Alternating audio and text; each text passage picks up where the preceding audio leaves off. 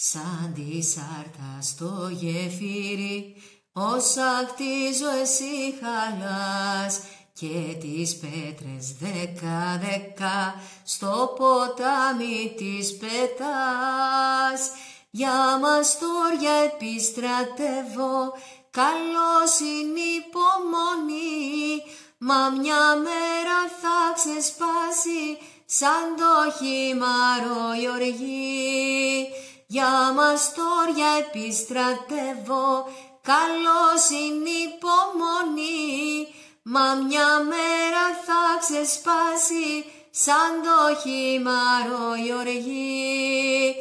Όλα θα τα παρασύρει δίχως ήκτο κι ανοχή, και το παραλήρημα σου δεν θα επαναληφθεί.